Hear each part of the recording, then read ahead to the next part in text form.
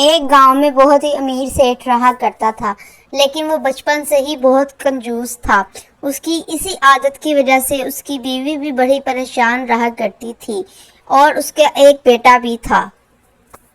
भोंदू, छत पर धूप में एक बाल्टी पानी रख दे और 2 गिलास पानी उबाल दे। गले में खराश है, थोड़ा गरारा कर लूंगा। जी मालिक, अभी किए देता हूँ।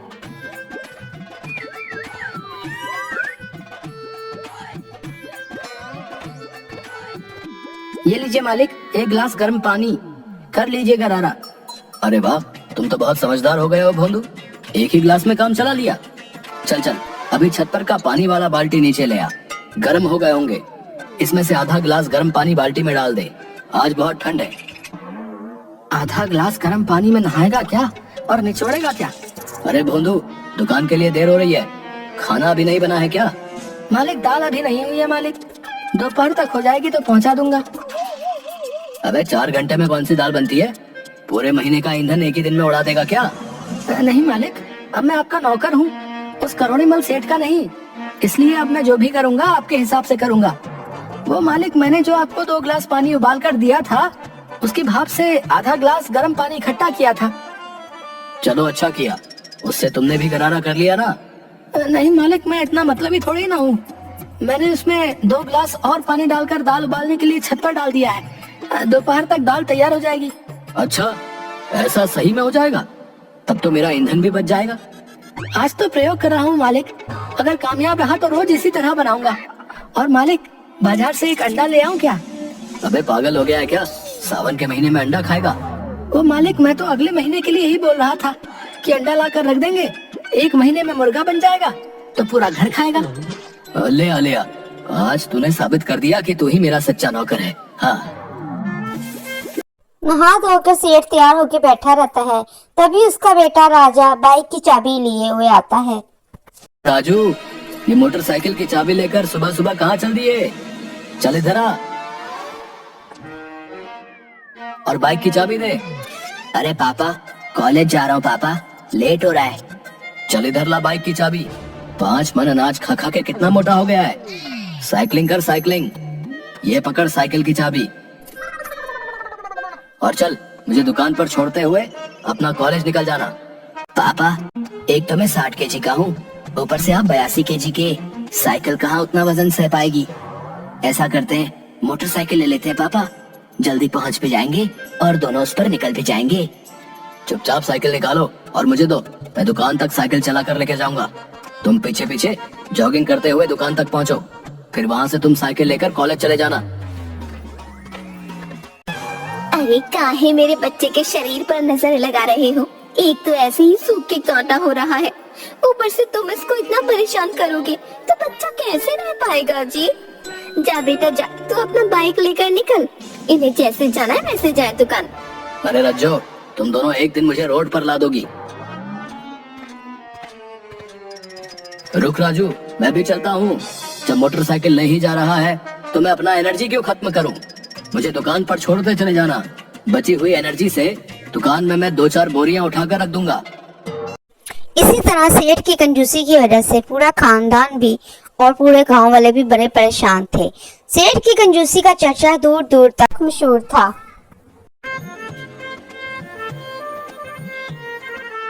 एक दिन दुकान में सेठ, अरे सोहन, अंदर तो देखो, क्या फूटने का आवाज आया? सेठ जी, चूहे ने डिटॉल की शीशी गिरा दी है, वही फूट गया है।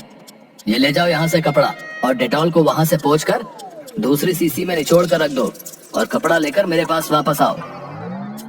ये लो सेठ जी, मैंने सारा डिटॉल अच्छी तरह से कपड़े से निचोड़ कर दूसरी शीशी में रख दिया है।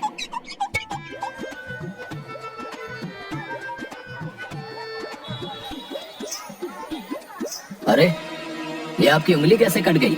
इसमें से तो खून निकल रही है। ला इधर डिटॉल वाला कपड़ा ला।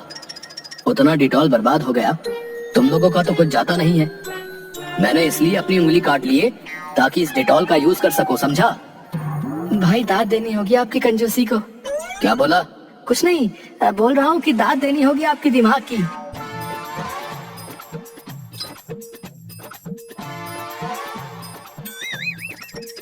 भाई 2 किलो चीनी देना। ये लो भैया, और बोलो। अच्छी वाली दो भाई। पिछली बार यही वाला ले गया था, बिल्कुल मिट्टी नहीं है। चीनी मीठी नहीं थी। लो कर लो बात। हाँ तो क्या मैं झूठ बोल रहा हूँ? वो तो तुम ही जानो। देखो भाई, 1 हफ्ते तक चीनी मत खा, तब देखना थोड़ी चीनी भी कैसी मीठी लगती है। ये क्या बकवास है भाई? अरे कैसी बकवास भाई, जितना दाम उतना काम समझे। अब निकलो यहाँ से। एक दिन सेठ अपनी दुकान से घर जा रहा था। ला ला ला ला ला, आज मौसम है सुहाना, दारू पीने का है बहाना। ला ला ला ला ला।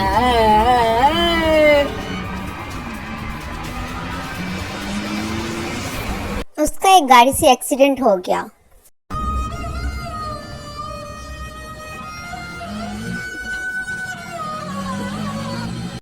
सेठ को शहर के बड़े अस्पताल में दाखिल करवाया गया। उसकी हालत काफी सीरियस थी, खून काफी निकल चुका था। उसे वेंटिलेटर पर रखा गया, लेकिन कुछ ही दिनों में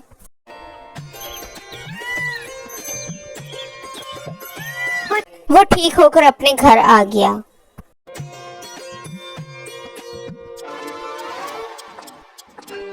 चलो भाई साहब, आप मौत के मुंह से वापस आ गए। अगर पार्टी दे दो। माफ करना, एक तो उतना खून गिर गए और बचा खुचा खून आप लोग जला रहे हो। अभी 7 लाख रुपए लगे हैं और 10 लाख रुपए का प्लान बना रहे हो। ओह सचमुच मैं शर्मिंदा हूँ।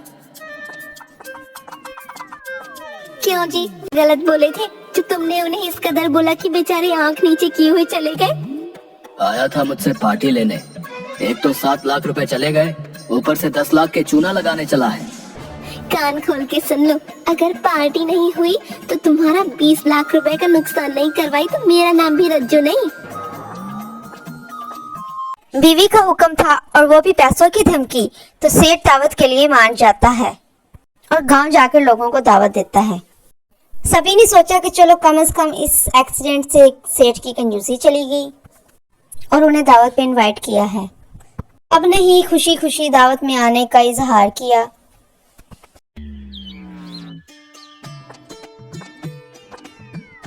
पापा वो टेंट हाउस वाला आया है। हाँ हाँ, उसे अंदर बुलाओ। जी सेठ जी, मैंने छत का सारा नाप ले लिया है। टेंट लगाने में लगभग 3.5 लाख का खर्चा आएंगे। अच्छा, अगर ऊपर से सीलिंग नहीं करेंगे तो कितना खर्चा आएगा? अगर ऊपर से सीलिंग नहीं करेंगे तो 2.75 हजार खर्च होंगे।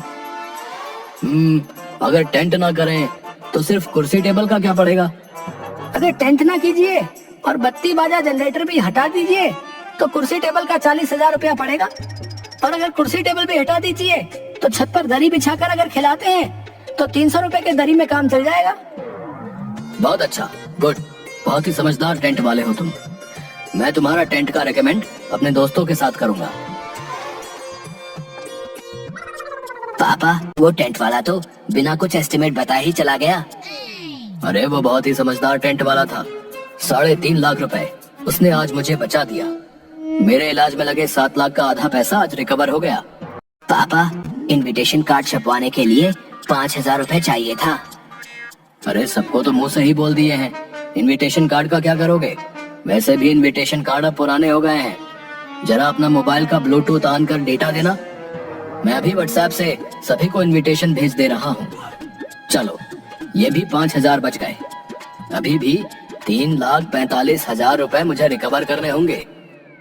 हलवाई भी पूछ रहा था कि मेन्यू में क्या क्या रहेगा। हाँ, उसे भी भेज दो। आज उसका भी फाइनल कर ही देता हूँ, आखिर संडे को है।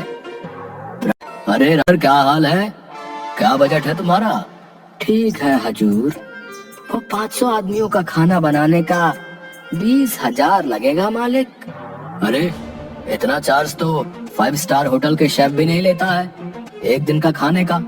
वो हुजूर 20 आइटम भी तो हैं, कम से कम 10-12 कारीगर लगेंगे। अब 1,000 रुपए भी नहीं कमाए लगन में तो क्या कमाए? 20 आइटम? किस बेवकूफ ने ये मेन्यू बनाया है? 20 आइटम खाते खाते आदमी का हाजमा खराब हो जाएगा, उन्हें अस्पताल जाना पड़ेगा। मैं अभी आ रहा हूँ अस्पताल से, मैं जानता हूँ कितना फीस लेता है डॉक्टर। सो 20 आइटम नहीं 10 आइटम का बताओ कितना लगेगा। हुजूर 12,000 से कम में नहीं हो पाएगा।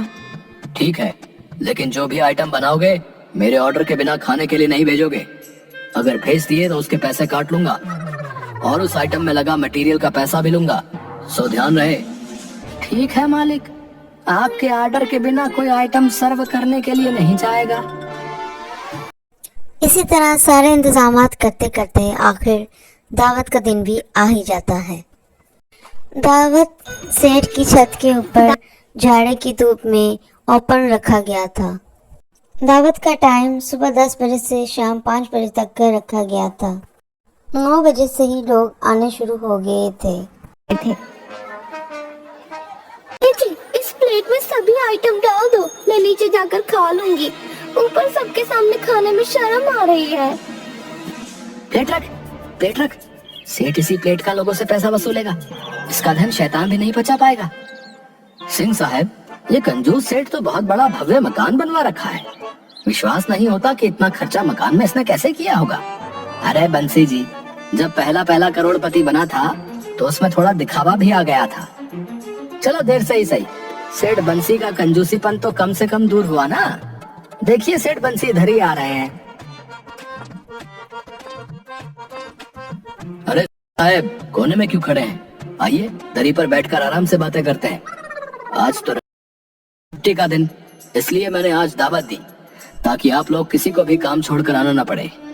ये बात तो ठीक किया है आपने बंसी जी, लेकिन मुझे एक बात समझ में नहीं आया कि लोग दावत अक्सर रात में देते हैं, लेकिन आपने दिन में दिया, ऐसा क्यों?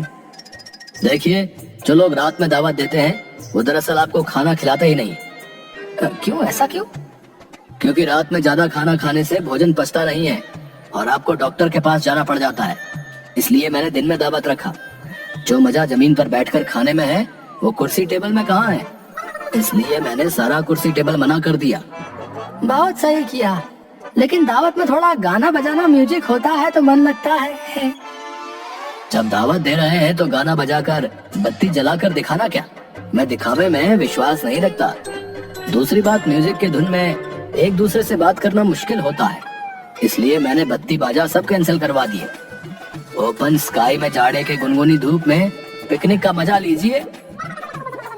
दावत 10 बजे शुरू होनी थी और अब 2 बजने जा रहे थे, लेकिन दावत का कोई नामो निशान नहीं नजर आ रहा था। लोग सुबह से ही भूखे पहुंचे हुए थे। कुछ लोग बाहर और कुछ लोग छत पर भूख से निहाल होकर टहल रहे थे। मालिक सुबह 10 बजे से ही खाना बनाकर तैयार है, 2 बजने जा रहे हैं। कहे तो स्टॉल लगवा दे। हाँ, अब स्टॉल लगवा दो, लेकिन छत पर नहीं। घर के बाहर जो खाली मैदान है उसमें अपने आदमी को लिट्टी, चाट, चाउमीन, समोसे, गोलगप्पे सभी आइटम वहाँ लगवा दो और 50 रुपए प्लेट बेचना चालू करो। मालिक, लोग पूछ रहे हैं कि खाना कब चालू होगा, उन्हें क्या बोलूं? उनको जाकर बोल दो कि खाने में अभी 2 घंटा और लेट है। अगर कुछ खाना चाहते हैं तो बाहर लिट्टी, चाट, समोसा, गोलगप्पा वाले सब बेच रहे हैं, वहाँ जाकर तब तक कुछ खा लीजिए। इस तरह सुबह से भूखे लोग सामने मैदान में जाके समोसे, चाट, पकोड़े, चाउमीन, शवारमा सब कुछ खाकर अपनी भूख मिटा रहे थे और साथ साथ पैसे भी दे रहे थे। तभी बोंदू आकर बताता है कि खाना बन चुका है। लोग, खाना तैयार है, आओ। क्या ये सेठ सबको पपलो बना दिया है? अब सबका पेट तो ये चाट पकौड़े खाकर भर गया, खाना क्या खाएंगे? अरे भैया, जो भी हो, दावत में आए हैं तो अब कुछ ना कुछ देकर जाना ही होगा। चलो अब वहाँ भी थोड़ा पेट पूजा कर लेते हैं। पैसा देके पेट भर चुके लोग अब दावत पे आए थे तो इसलिए सेठ को पैसे देते हैं और फिर थोड़ा बहुत खाना खाकर वापस चले जाते हैं।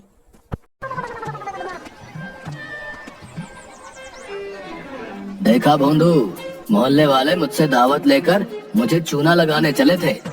मैंने 100 लोगों का खाना 500 लोगों को खिला दिया, उनसे गिफ्ट भी लिया और 10,000 का फास्ट फूड बेचवा कर प्रॉफिट भी निकलवा लिया। अरे वाह मालिक, आप तो मेरे साथ रहते रहते मुझसे भी ज्यादा समझदार हो गए। क्या कहा भोंदू? और हंसने लगते हैं।